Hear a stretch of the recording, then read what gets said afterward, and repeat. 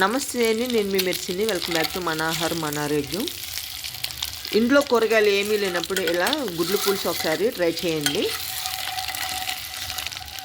ఈ గుడ్లు పులుసు నాన్ వెజ్ తిన్నంత ఫీలింగ్ వస్తుంది, అలా అంత టేస్టీగా ఉంటుంది. ఆ ప్రాసెస్ స్టార్ట్ చేసుకుందాం.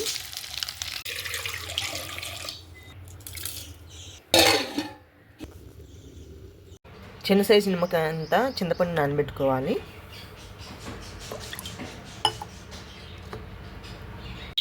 ఎగ్స్ మీద ఉన్న షెల్ తీసేసి ఎగ్స్ని నైఫ్తో కానీ ఎగ్ షెల్తో కానీ కట్ చేసుకోవచ్చు. ముందుగా ఎగ్స్ని లైట్గా ఫ్రై చేసుకుందాం.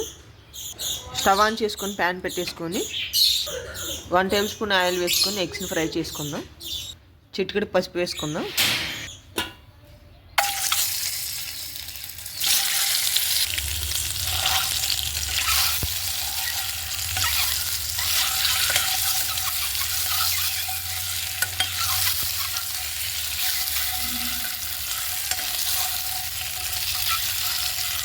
చూడండి, గుడ్లు ఈ విధంగా రోస్ట్ అయితే సరిపోయిద్ది. ఇప్పుడు ఎగ్స్ని వేరే బౌల్లో వేసుకుందాం. ఇదే ప్యాన్లో 4 టేబుల్ స్పూన్ ఆయిల్ వేసుకోవాలి. కట్ చేసుకున్న ఆనియన్ వేసుకుందాం. కొంచెం సాల్ట్ వేసుకొని ఈ ఆనియన్స్ని ఫ్రై చేసుకుందాం. ఈ కర్రీలోకి ఆనియన్స్ ఎక్కువనే పడతాయండి.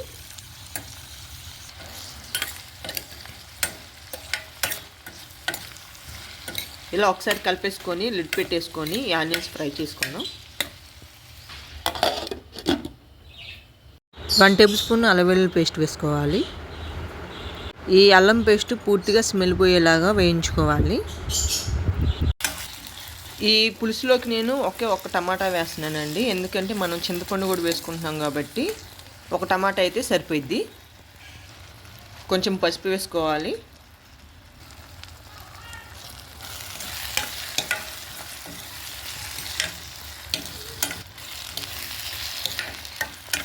టమాటా కొంచెం మగ్గాక చింతపండు పులుసు వేస్తున్నాను. కొంచెం కరివేపాకు వేసుకుందాం.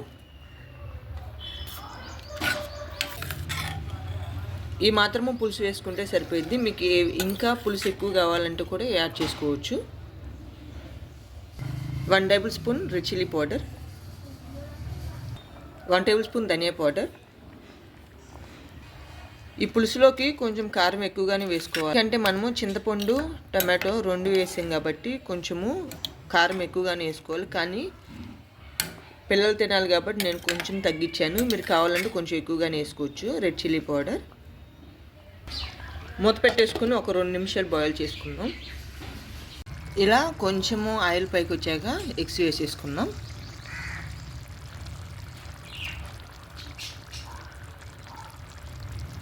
ఈ ఎగ్స్ వేసే ముందు ఒకవేళ మీకు సాల్ట్ సరిపోతే ఒకసారి చెక్ చేసుకొని యాడ్ చేసుకోవచ్చు, రెడ్ చిల్లీ పౌడర్ కానీ సాల్ట్ కానీ.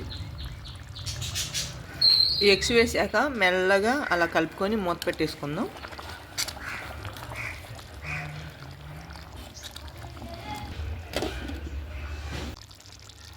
ఎగ్ పులుసు రెడీ అయిందండి, స్టవ్ ఆపేసుకుందాం.